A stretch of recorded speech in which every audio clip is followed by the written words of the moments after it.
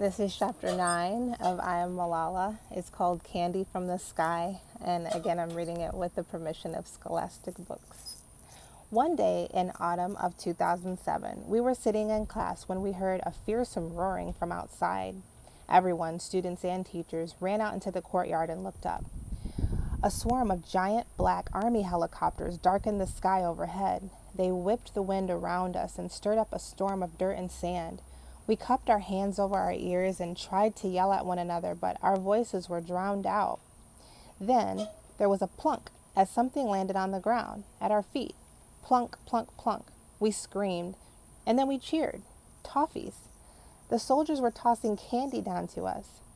We laughed our heads off as we went scrambling to catch the toffees. We were so delighted that it took us a minute to understand what was going on. The army had come to rescue Swat from Fazula. We cheered and clapped and jumped up and down. Candy was falling from the sky, and peace would be coming to Swat. Soon soldiers were everywhere. Helicopters were even parked in the Mangora golf course.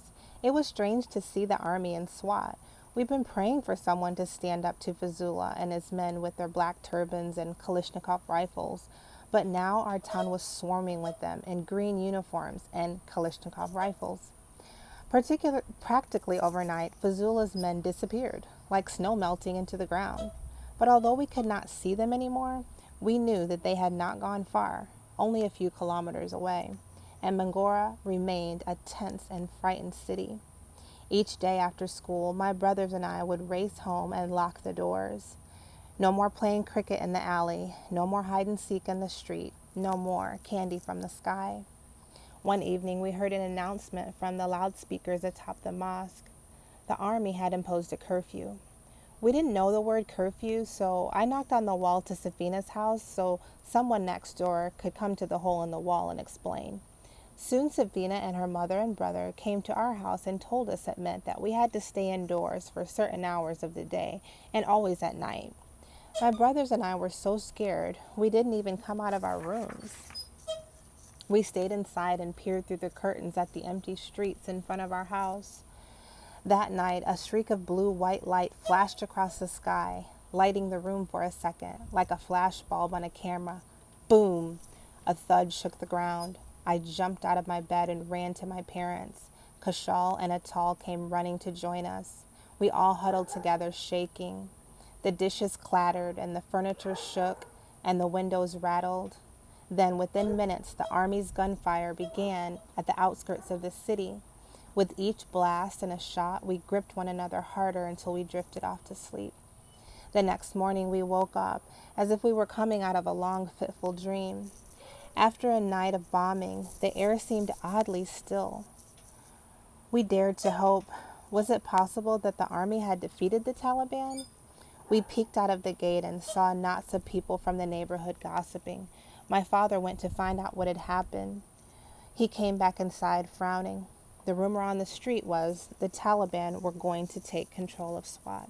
The military operation was ineffective. Our hearts sank. The army sent 10,000 more men, and the fighting raged on, night after night for a year and a half. I was always the first to run to our parents, and my brothers quickly followed. And since the bed was now too crowded, I had to sleep on a pile of blankets on the floor. Even in the middle of a war, I was able to be irritated with those two for stealing my spot. Strange as it sounds, we got used to the bombing and the shelling. Sometimes Atal slept through it, and Kashal and I came up with a system to figure out where the fighting was. If the fighting was nearby, the electricity was on. If it was further away, let me back up and reread. If the fighting was nearby, the electricity went out. If it was further away, the power stayed on. There were 3 types of attacks, and we learned to distinguish them. Bombing was done only by the Taliban, sometimes by remote control, but other times by suicide bombers. Shellings from helicopters and cannons fired from mountaintops. That was the army. The 3rd type, machine guns, was used by both. I used to get afraid at night, especially during bomb blasts. From my spot on the floor in my parents' room, I recited a special verse from the Holy Quran. Say it 3 times and your home will be safe from devils and any kind of danger. Say it 5 times and your neighborhood would be safe. Say it 7 times and your whole town is safe. I said it 7, 8, 9 times, so many I lost track. Then I spoke to God. Bless us and protect us, I'd say. Bless our family, my father. Then I'd correct myself. No, bless our street. No, our neighborhood. Bless all of Swat, then I'd say. No, all of Pakistan. No, not just Pakistan. Bless all the world.